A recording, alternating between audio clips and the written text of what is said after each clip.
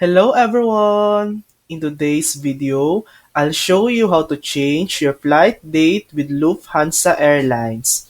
First, visit the Lufthansa website and log in with your account credentials. Go to the Book and Manage section and select View and Amend Flight Details. Choose the new date for your flight based on availability. If there's a fare difference, you'll need to make the required payment before confirming.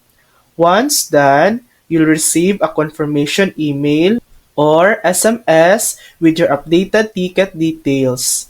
If you prefer, you can also make changes by calling Lufthansa's customer service or visiting their ticket counter. And that's it. Your flight date is successfully changed. Thanks for watching. If this video helped you, please like and subscribe for more helpful tutorials.